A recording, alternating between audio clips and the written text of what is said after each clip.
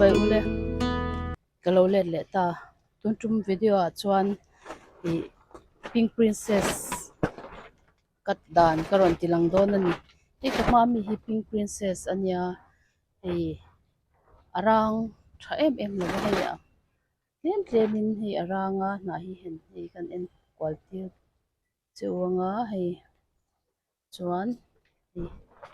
tang hi ni ta chuan he lampang side hi chu hei arang ve a chuan he lampang he phei chu half moon in arang ani chuan hei arang lui to heng ho hi arei de ulek to na hi chu ti hian hei alo chetan to a chuan hei helaya po hian hei half moon aran na lui tho ane hei po hi hei avar lampang hi a che to a chuan hei hem te hi hei ti hian arang ta hei hi I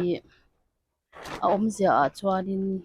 I avar lampang hi enga tinge chiat ma bi kan ti chuanin avar lampang atang hianin chaw hi an la ve thei lo ani a hring lampang a hna hring lampang zel a hna hring lai zel hi an chawlak na nia avar atang hian chaw an la ve thei lo a chuan ni eng te tui te boruak thli khang zong zong te kha an chawlak na vek ani ta chuan avar hian a hip ve thei lo a awang khan a chhep ma bi kani helaya po hian chu awmzia ani ta tin arang kaldan hi kan sui lenga kakadar main arang hi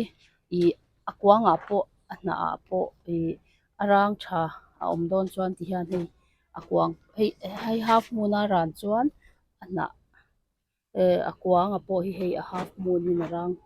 ve le tho ta chuan akwang hi a ran that lo chuan arang tha thei lo ani chuwan chuan arang tur chuan akwang po hi rang hi a pawimawh em ani helai hi akung pui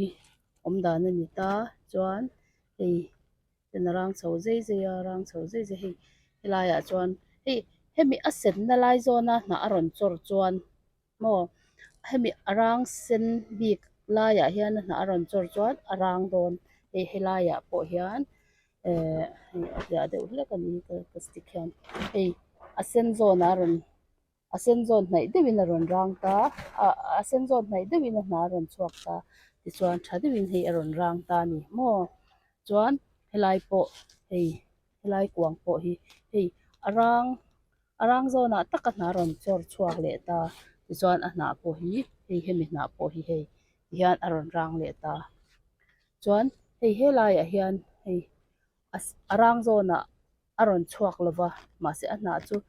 a rawn rang ve deuh tho ani mahse hei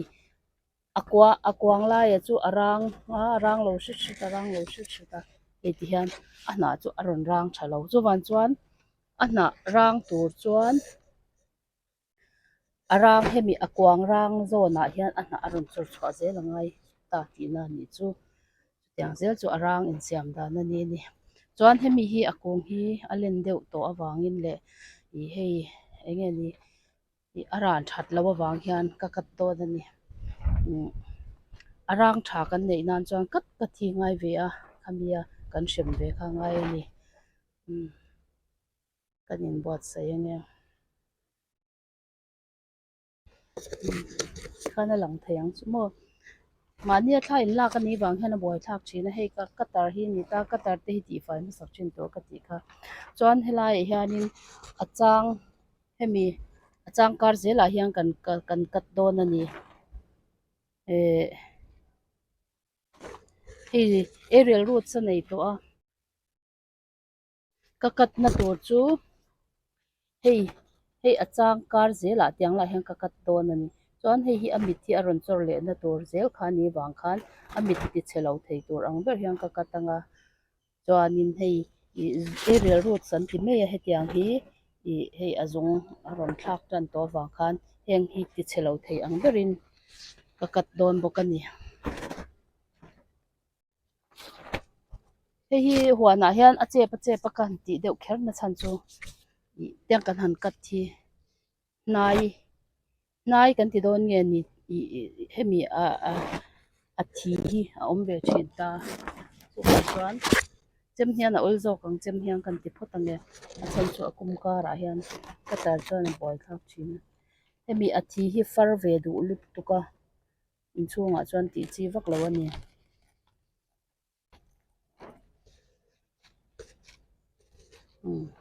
hei hei a thi zoi zoi ani hei i a thi ka ti mai a hnai pawh ni chiah lo hei far zoi zoi thei hei hna te far maw tiang khan hemi hi ti far ral phot tur ani kan phun hmaiin ke chuan heng ho hi phun lovin i tuiah ka chiah dawn ani zung hi ka lak nawn tir leh dawn ni chuan a zunga tam hunah a phun chawang chem hian an nuam zawk ma a ti hian hei ka kat dan chu hei a chang kar zelah khan tian hei zung pakhat a kenga hei a hnah pakhat hi kenga a hnah hi paih lo tur nia a hnah hi an chawlak na nia khavang khan kan paih tur ni lo maw chuan nakina tih dang ka rawn sawi leh zelang chang karah han kan kat thliah phawt a nge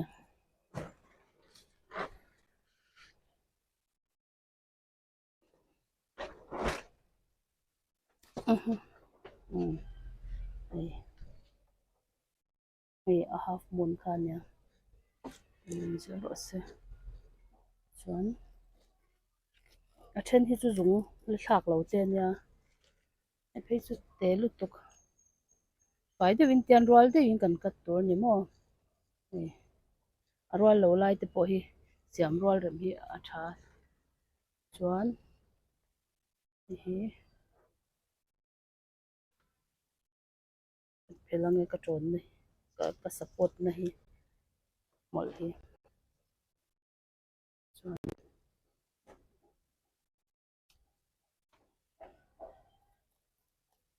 ka tar pa ngai hi chuanin a rem te chu lo tata che hian che thiam zawk ei hrik bol chak chak tiang hi an nei ve tlat thei i enge ni ka kap khat leh deuh hleka tunlai chu neem oil te hian ka kap thin hei hetiang hrik hi tiang hi an nei duh lutuk hei a bet thler thur scales kan tin ka hria an tin ka hria tiang ho hi scales hi an vak sawn lo a ase an pung ve duh lutuk kha tawk a hrik a kah ngai chuan hei pawh hi spider mites an awm na nia hei hetia hnah awm thek thek hi hei pawh hi spider mites sur hnu vek ani spider mites chu maimum ril ang deuh a zam pan diarin ti khan a hrik a kha chu sen hi nia chuan hrik an neih rere chuan hei fanghmir an awm ngei ngei fanghmir leh hrik hi chawnin pe tawn ka ti mai maw ka tiang awang khan fanghmir an awm ngei ngei fanghmir kha chuan pangpar an ei chhe lo a mahse a bawm tu hrik an duh wang khan an awm tel ve thin ni chuan lai hi ka kat hle ang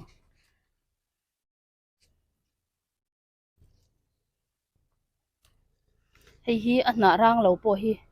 a rawn chhuak a kha le rang leh zel thei a khavang khanin a hnah rang lo pawh hi a tha vek tho ani maw hemi pink princess hi chu a in let ve thei a revert an tia khang kha chuan helai hi khat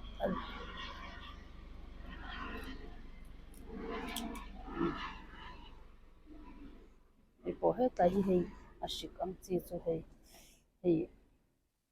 a duk deuh hei hetiang hi maw tiang hi scales hi a lo awm leh thin pink princess hnah hnuai lampang te kuangah ten an awm duh chuan i heng ho hi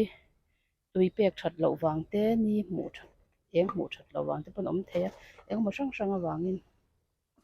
chuan hei a hnah pumkar hei helai karah te pawh maw tiang khan tiang lai ten an awm duh hei chuan khang khan awm chuan fanghmir hi kan nei ngei ngei chuan hei hi a last nan a hnah hnuai ber hi kan kat hle nge zota hei pawh henga te pawh hi lo awm ani hi scales chu tian tian han hmanrua te mawkut te pawh a tih theih a tih tlak pawp pawp theih mahse inkai darh ve dawfin tur angai maw hei chuan hei fanghmir an awm hei scales awmnah chuan fanghmir an awm thliah thliah ni sih sen te maw khang kha neem oil in ka kap leh anga ti hian kina neem oil hi kan ti deuh kher na chan chu organic an nia la om lo a baka thaya te engkima khan a chak vut vut lova ma se chak vut vut lo pawh kha a khware a khan engma huat huat om lova insecticide pa ngai ho hi chu man hianin enge ni a resistance hi om ve thei ni chu hei tam doi kan eya kan resistance om antibiotic a te pon ti ang deuh hian voi khat insecticide tun mai ka mang thina thanga khanin huat to lo chin hin nei ve ni chu man thiam lo chuan mo a dos dik tak man thlap thlap anga ya mi thiam te ronin ma ne lo ris ve me me chi ni lo chuan neem oil te hi chu engmah la omna om lo wa ti swal om thei lo wa ei le ina po la om lo wa thaya po kha wang khan neem oil hi ke chu ka du ber ani chuan hei hi kan tan toy le nge an sei deuh hleka changkara tak yang kan ti lenga hian hei pawh hi a changkara han kan ti le ang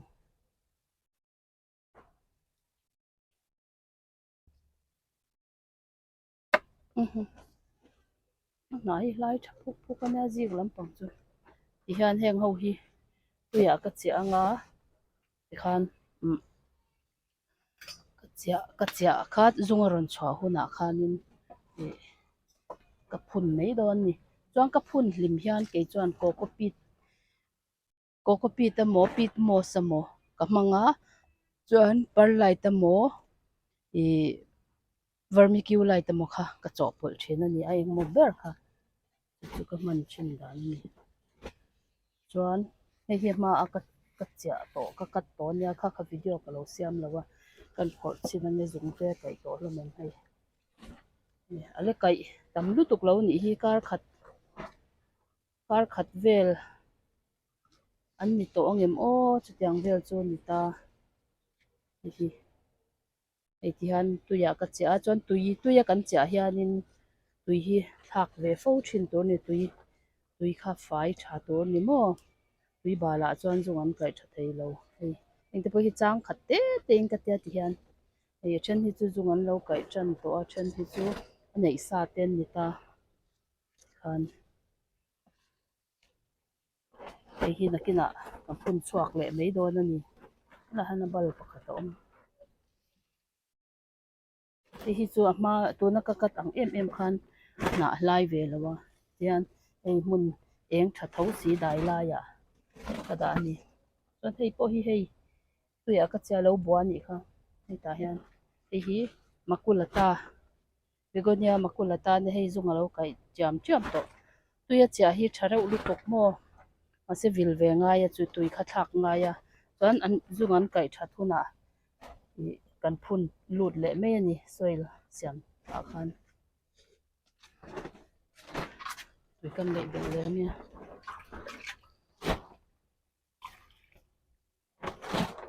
ti hian hela hian ei nisa ina em vak si lo ma se wan chung eng a tho si hang tan hi ka chia lenga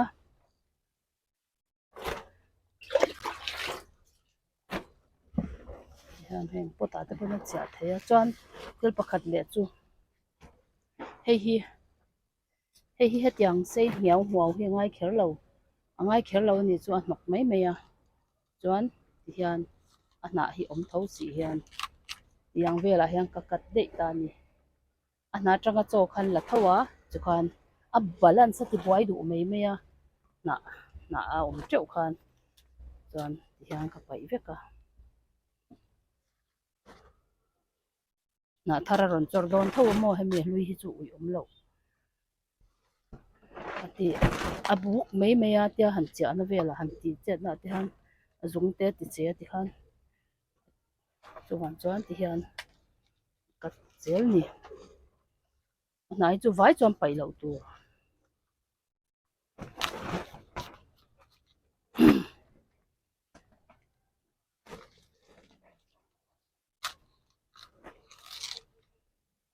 lum lut to ka ni salu to ka om na hi than ten min lei zoi zoi mai chuan chuan video siam mi in chunga han ti hi rem chia box lo kan mun ma te chep zong zong ne hian yang siam ka siam lo rei to wang khan siam ve nge ka du box sia in pangpar kat lai tak hi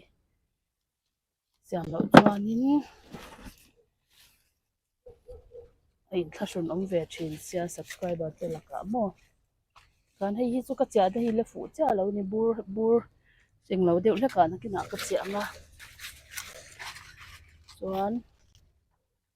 kha alo ni ta chuan pink princess chu hei hi ama ka kat to ho lo kalo ti chor le to te ho chun ni ta hei heng te hi akwang ka ni china ka kat ang chia ka kat lo chor le khan ni ta chuan hei azong te por an chuak vek te ti han dis po a hian kat azung an ron thla nu khang ka son ta chuan kan ngai chang le wang a hei he tiang azung te chat taka ron lan chwa nuwa chau hian ka hral chuak thin ani ka hne na changa lei hi chu engma thi le I lo fashion a khan a hlom to lo an nung tha to ni hei inte phai zung ron chuak vek to ti hian tuna chuan hei bu si le kokopit le vermiculite ka hmanga bi nun nan hian atira hian bu si ka nei lo chuan perlite te vermiculite khang ho zong zong le ti thol tu vek an ne tha vek ani chuan hei hi a na lai na hlui a kha hei ale putel ta ni hei na hlui china ka pai ang chi ho kamo hei ta hi chong ka kat koi cha lo ni na hi lian bak lawa chuan hetia kat toi kha a that na chu kat hei chu ka lo kat toi lo kat toi kha that na chu energy hi ana hian akal ral ve thina a zung in siam na tura khan a energy kha pe thei lo chu wan chan an kat toi deuh tlang pui thin ni hei sa pho pangpar vit reng reng po hian chuan hei pui hei an nal lut tok ana hi a ran that lo po hian a kuang te ran that chuan rang tha ron chuan a chance ka tam em tho ani chuan hei po hi hei etiang royal borvel hi ka hral chwa dan chu ni tlang puya lian lut tuk kyang ke chong ka ngak ve ngai lawa chan chu ka da na hi azim ba ka lo lei du to ki pathian zara an om ve reng awang hian thil lian tham hi ka nei thei lo ni chu ka zwar thei lo ka kol rei man lo ani chu ja chuan mo chuan pakhat le a chuan hetiang hi ti hian a abdis po top hian ka pe chuak mai a thingtlang vela te po lo lei duan om po in kan thon na sumo te engemaw khatianga om kha chuan kan thon chaw ve thin ta hetiang pangpar ka zawr hrim hrim hi Instagram ah hian ainon pangpar dawr ti khang ka da ta chuan WhatsApp ah hian group ka siam boka chu chu link hi join the da hian a puai thla lu to ka chan chu engemaw vai engemaw hei fake account ang chi tiang ho hian ron zom ve thin awang hian link join theile hi ka da le du to lo ani ma khachang ka da thin ta chu chu min lo she thiam ula zom du in om chuanin in number lo da me ula ti khanin ain at thei tho ta chuanin pakhat le a chuanin engemaw hei sumo vela nga thiang kan lo thon chuak thin ta tingtlang a te po aizola po kan deliver me thin ta kan in lama ron kal hi chu a buai thla ka enge ron kal hi chu om ve bok ma se kan thral chwa dan hi online deuh vek ani wang hian chuanin chung ho chuanin tingtlang lama thon tur ang chi kha chu keimah hianin ka buai pui hman lo wang hian tir ko dol te hi ka tir thina thon chuak tur hian kenin kan lo peksa khati khan an thon chuak ta kha mi tir ko dol ate hlo ve tur kha chengza ve lamani kha delivery charge kha angai ve thina kha in lo ti te langai dona ani lawa chuanin khamia pangpar man kha ni meya packing charge wel engma kan la shan pa lo ani chu min lo shat sak don nya chuanin hei ka channel te min lo lut sak min lo en sak thina wang han kalom tak mewa in chawai chunga lom thu ka soya tin in thian te tiang pangpar lam ngaina te hne na khan video link hi min lo share sak thin ulang chuan like tekha in lo like chuanin midang heta YouTube feed a khan ti khan lo lang chhota midang in an lo en le na chance kha sanga awang kon like te khan lo pek sak sham ram ula du lo tan po dislike thei thawani ka video te min lo tle sak china wangin in zawai chunga lawm tho ka sawi bye bye ve pule